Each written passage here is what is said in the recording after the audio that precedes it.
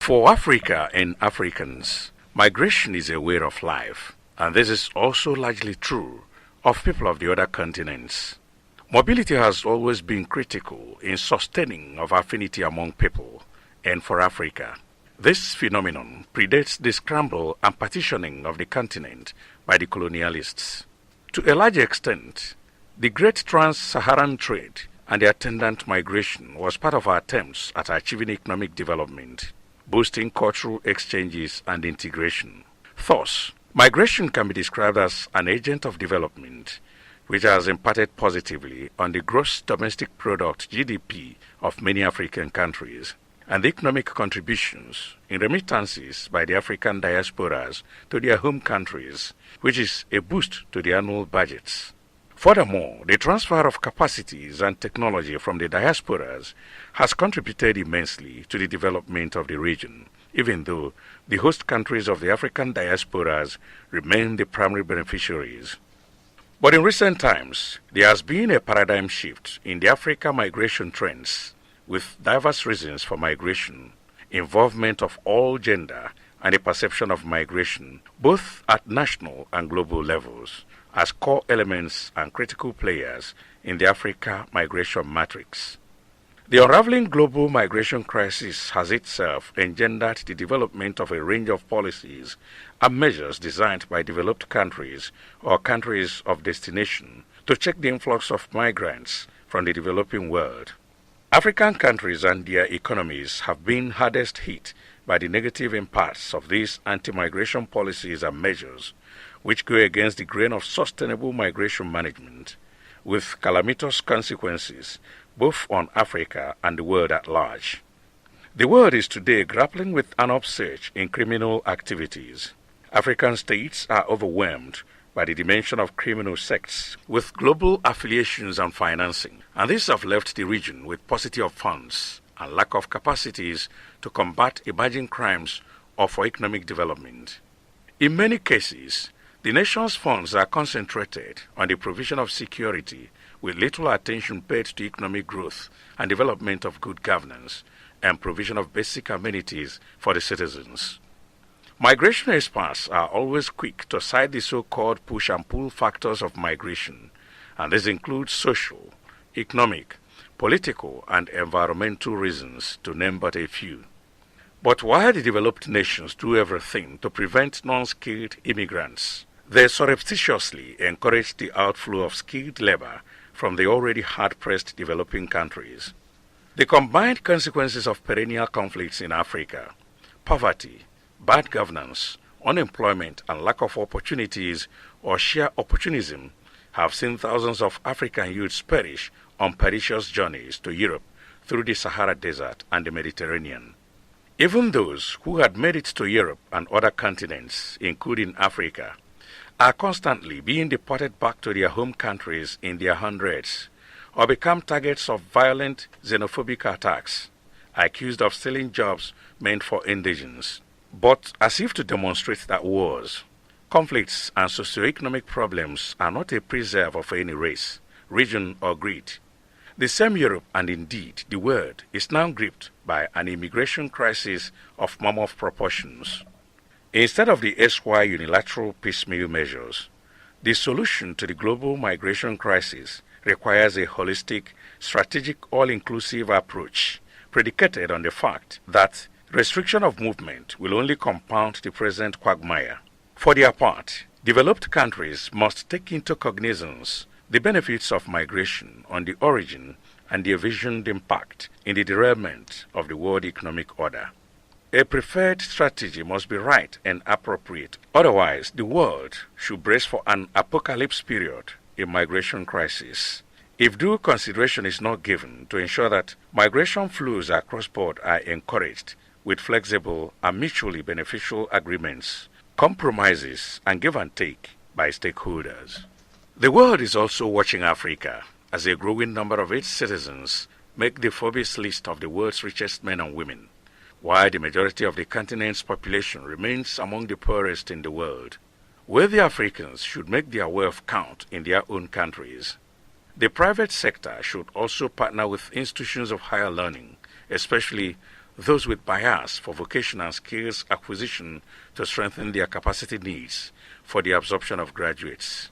This will help reduce unemployment and poverty, boost economic growth and development, and minimize emigration from the continent, especially by the restless youth.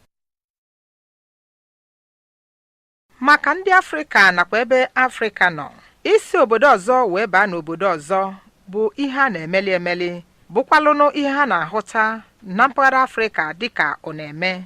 Isi n'obodo ọzọ wee baa n'obodo ọzọ bụ oke ihe eji wee na-akwalite mmekọrịta mmadụ na ibe ya. N'ebe ndị Afrịka nọ, ha hụtara ya dịka oke ihe eji enwe mmetụta. Nke a wee bụrụ isi afro kwaba okpu, mere na oge ndị isi ọcha chịrị mba Afrịka dịgasị iche iche batara, ha mere ka o nwee nkebi na nkebi n'ụdị ikpowa mba Afrịka dịgasị iche iche. Site n'ọnọdụ a, ịtụ mgbere nke akpọrọ Trans-Sahara Trade nakwa ndị obodo a ịba n'obodo ọzọ wee bụrụ ihe eji wee na-ewelite ihe metụtara ezi ọnọdụ akụnụba. Esikwe n'aka nke a wee na-akwalite eji mara ndị nakwa ịgbanwerite echiche nakwa ihe nnweta. Nke a wee mee ka isi obodo a wee baa n'obodo ọzọ bụrụ ihe akọwara wetara ezi ọnọdụ mmepe, bụkwanụ nke mere ka enwee ezigbo ọganiru n'ụmụ ihe a na-emepụta n'obodo dịgasị iche iche, maka na mba Afrịka na ibe ha na-agbanwerịta ya. O wee tụnye ụtụ n'ịkwalite ezi ọnọdụ akụnụba. Na ndị nọ na mba ọzọ bụ ndị Afrịka, ọ na-enyere ha aka ịdị na-eweneta ihe ha na-enweta site n'obodo ndị ha nọ. Nke a wee na-akwalite ego ọlụ kwa afọ na ịgakwa n'iru. Ọ na-emekwa ka a na-enweta ụmụ ọlụ dịgasị iche iche isi na mba ofesi wee na-atụnata ụmụ ihe nka na ụzụ. Nke a wetakwara ezigbo mmepe wee nye mpaghara dị region dịgasị iche iche, kwalitekwa mba Afrịka. Mana ndị litekarịchara uru bụ obodo ndị mmadụ nọ n'ime ha bụ ndị anọghị na mba Afrịka. Na nso a, ọnọdụ gbanweziri. Ọ bụghịzi ihe ahụ eji esi na mba ọzọ wee na-aba na mba ọzọ dịka ndị Afrịka negara anya wee guzobe ebe ihe a na-afụta. Ọ gbanweziri n'ụdị nke pụrụ iche wee kụkọtazie ụmụ ihe dị iche iche, ghagharịa ọnọdụ bụ nke mezirinụ na ya bụ mgbado ụkwụ nakwa ihe ndị Afrịka ji wee na-eje na mba ọzọ makwa ịkpapụ njem bụ ihe akụdara. N'oge enebeziri anya, o senitebere isi inweta ọgbaghara nke dịgasị iche iche. N'ihi nke a, ha tinyebere ụmụ tikom nakwa ụmụ ihe mgbochi. Ụdị amụma nke etinyere nakwa ụmụ ihe etinyere bụkwanụ nke obodo a na-ejebe n'ime bụ nke anọghị na mba Afrịka, mmeziri ka a wee nwee ike igbochi ndị na-esi na mba fa abanye na mba ọzọ, ọkachasị ndị na-esi na mba Afrịka wee baa n'obodo ndị mepere emepe. Nya bụ mgbochi wee bụrụ nke kụdara nya bụ ebumnobi. N'ebe mba enwere n'Afrịka, ọnọdụ akụnụba ha wee bụrụ nke ọkachasị wee bitu aja aka. Nya bụ ajọ ọnọdụ nakwa amụma etinyere wee kụda anya bụ ihe eji wee mara isi na mba ọzọ wee baa na mba ọzọ, bụkwanụ nke garanụ wee gosipụta na ihe metụtara nchịkwa, igbochi nakwa ajọ ọnọdụ nke na-adapụta na amụbanye ọkachasị na mba Afrịka na ụwa gbaa gburugburu. Tata, ụwa niile nọzi na-alụ na mpụ, ndị mwakpo, ndị ekperima nọzi na-akpa ike ọjọọ. Na mba Afrịka, alụ na mpụ bazara n'ụdị ajọ ọnọdụ ọzọ. Ọ tụgharịziri ụkwụ egwu wee bụrụ nke kụdara ụmụ ihe dịgasị iche iche na-eme ka obodo too nakwa obodo wee wunite, wee mezie na ego kpụrụ ikpere naanị wee sọọ ngọngọ nke dị egwu. Ụdị ọnọdụ a wee butezie na naanị ihe a na-enegara anya bụ ego a ga-eji wee gbochie ndị omekome na alụ na mpụ. Anaghịzi enebenye anya na ụmụ ihe dịgasị iche iche, ego nke a ga-eji wee kwalite ọlụ dịgasị iche iche n'otuto katama. Sọsọ ego a na-ama na amụma bụzi ego nchekwa n'ebe dịgasị iche iche. Akara ngwa eji enyeziri ndụ aka wee bụrụ nke mara afọ naanị taa. Ndị na-enyocha maka mmadụ isi mba wee jee na mba ọzọ wee na-ahụta ya na ọ bụ esi na mba eje na mba ọzọ bụ ndị na-ahụta ọnọdụ nakwa mmakwuru nakwa nyabụ ihe kwesịrị ka enweta. Nyabụ ihe adịghịzi taa. Ihe ndị a gụnyere inwe ezi mmekọrịta mmadụ na ibie, iwulite ezi ọnọdụ akụnụba, iwulite ọnọdụ ndọrọndọrọ nakwa gburugburu anyị. Nke a bụ ka agụọ one na one. N'oge obodo ndị nke mepere emepe na-agba mbọ ihe ha nwere ike ịfụ na ha gbochiri ndị mmadụ ịdị na-enubata na mba ha. A na-enwekwa ntiba nakwa mmụbanye maka na ndị mmadụ na-achọlili ụzọ otu ha ga-esi wee baa na mba ndị nke mepere emepe isi na mba Afrịka. Ụdị ọnọdụ anụnwa wee bụrụ nke pụtara ife n'ihi na enweziri ajọ ọnọdụ na mba Afrịka. Ajọ ọnọdụ anụnwa wee bụrụ ụkọ, oke ihe isi ike, agụụ, enweghị ezi ọchịchị, enweghị ọlụ, enweghị ohere mmadụ tụkachasị ndị ntorobịa ịgụ akwụkwọ ma nweta ọlụ. Nke a wee mezie ka ọkpa ha pụọ n'ezi, ịta afụfụ, iji eze wee kpee ekwere, ịga n'ogologo ụzọ oke ọzara nke a kpọrọ Sahara Desert. Ụfọdụ na-eji ọkpa iji wee gbabaa n'obodo ndị nke mepere emepe, ọbụnagodu ya bụ n'obodo ha na-eje nakwa nke gụnyere mba Afrịka. Ị ga-afụkwa na ngwa ngwa enwetere onye a dịka mmachi nke amachiri n'obodo ha na-eje, a na-atụnata narị kwuru narị ụmụ Afrịka na be ha kwa. Mgbe a tụnatara ha, a na-ebo ha ebubo izu ori, ime nke a ma ọ bụ nke ọzọ. Oke ogbugbu mmadụ dapụta, ọ bụ ndị nọ na mba a dịka ndị jere eje ebe ahụ ka a na-awakpo igbunu. Nke a wee bụrụ ihe na-egosi na ọgụ, esemokwu, enweghị mmekọrịta mmadụ na ibe ya nakwa ihe ọnọdụ akụnụba anyị adalue naanị. Tata eke dị oke egwu na-etizi obodo dịgasị iche iche, agbụrụ dị iche iche, anya ukwu, ndị kwe ndị ekweghị, tigbue zọgbue bụ ihe jupụtara n'ụwa taa, mezie ma ndị na-abịa abịa ma ebe a na-abịa wee nọrọ n'ọgba aghara. Kama ịnọ iru na iru kụọ aka na-eche naanị echiche ma ọkwanụ ịdị na-akpagharị ya dịka anụ dị n'ofe otu a ga-esi wee gbuo ya bụ nsogbu, ekwesịrị ka onye na onye ọbụla mara na ekwesịrị ichichapụta anya, kee nkwụcha, mmadụ ụzọ bụ ịgba nke a ga-esi wee gbuo nsogbu nke na-adapụta na ya bụ ọnọdụ, n'ihi na ọ bụ ya bụ nke kachasị njọ taa.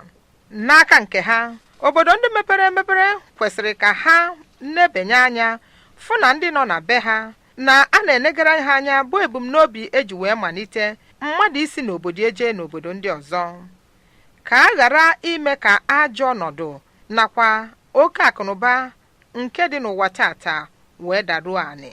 Ekwesịrị ka a maa amụma n'ụzọ nke kwụ ọtọ, hazikwa anya otu o si kwesị ekwesị. Ọ bụ na emeghị nke a, onye na onye ọbụla nọ n'ụwa ga-akwụrụ ọtọ chere aka ghọrọ ọgba aghara n'elu, ọgba aghara naanị bụ nke ga-esi n'ebe dịgasị iche iche wee bịa. Site n'ileba anya na ọnọdụ okwu a, ka ekwesịrị ka a gbaa mbọ ịfụ na ihe metụtara mmadụ isi obodo wee jee obodo ndị ọzọ ka a ga-adọnyere ukwu n'ụdị nke ilegara anya otu ọ ga-esikwe, ka e nwee ezi nkweta nakwa ezi nghọta, ka a ghara ịdị na-eme ihe ekwesịghị ekwesị, katama ka esonye n'usoro nke ga-eme ka ọ bụrụ ihe o kwesịrị ịbụ. Ụwa tata na-ene anya na mba Afrịka ka ụmụafọ Afrịka nọ nwee ndị na-amụbanye bụ ndị ụmụ nwoke na ụmụ nwaanyị ndị akụ na-atakasị, ndị nwere oke ego, mana imerime n'ime ha bụ ndị nọnụ bụrụ ndị ụbịam ọnụ ntụ, bụkwanụ ndị a na-ahụta tata. Ndị aka ji akụ enwere na mba Afrịka kwesịrị ka ha were akụnụba ha ahụ wee mee ka ewulite mba Afrịka. Ndị kwụrụ onwe ha kwesịrị ka ha jikọta aka ọnụ ha na ụlọ akwụkwọ dị elu, ọkachasị ebe a na-eme ka enwee ọlụ aka nakwa inye ọzụzụ, ka a kwalite mkpa ọ dị na nwata ọbụla gụchaa akwụkwọ na mahadum onwe ọlụ ma ọ bụ ọkwụrụ nke ya ịdị na-enyeju onwe ya afọ.